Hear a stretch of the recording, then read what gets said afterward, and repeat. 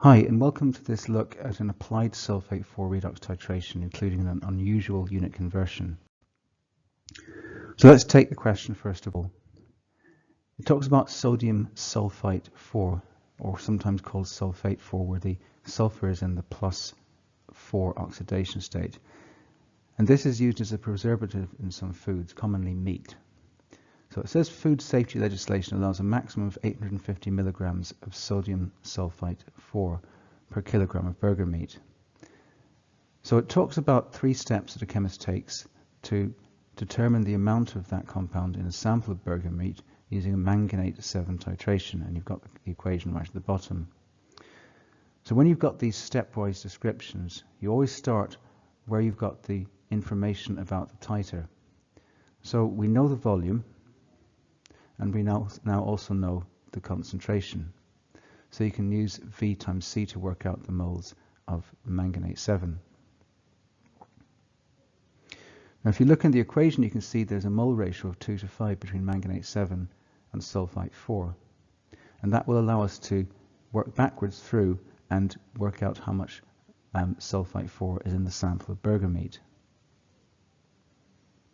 So we start with the amount of sulfite 4 in the titration, and you have to scale it upwards, because you can see in step 2 the solution is made up to 250 centimeters cubed in a volumetric flask with water. So that was the stock amount from the burger meat, and then 25 centimeters cubed of that is pipetted into a conical flask.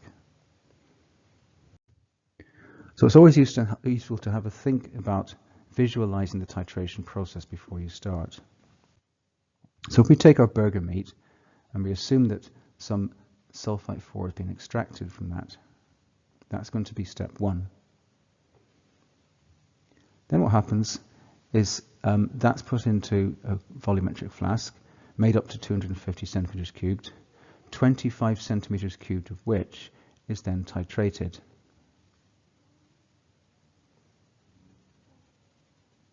And it says that 12.6 centimeters cubed of manganate 7 is required to reach the endpoint.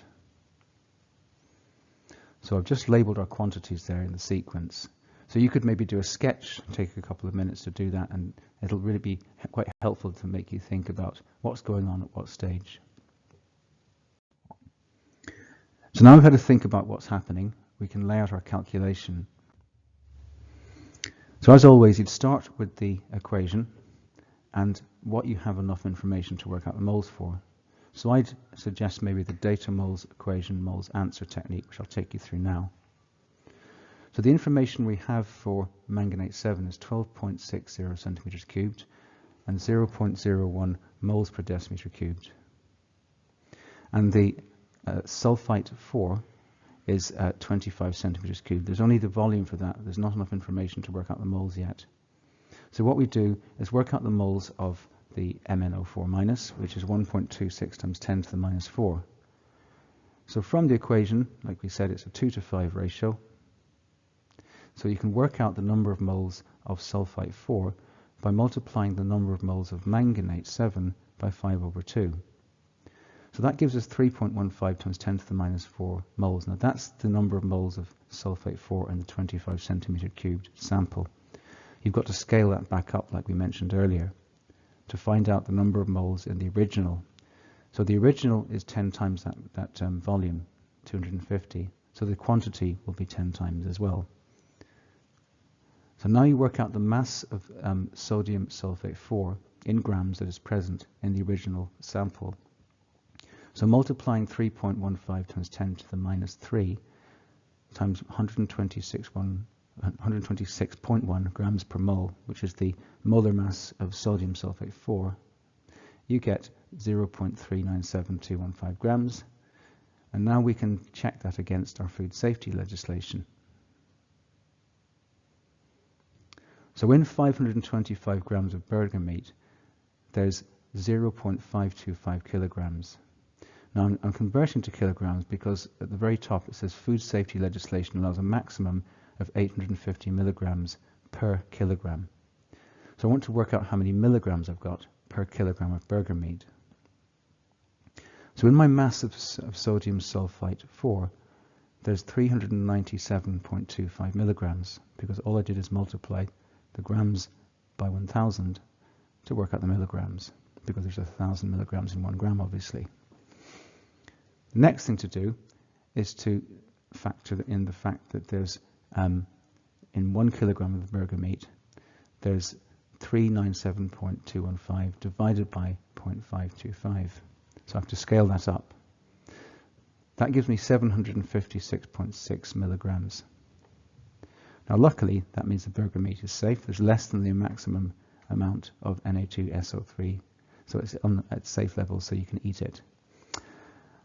Okay, quick look at the mark scheme then. So you can see what they did matches what we did.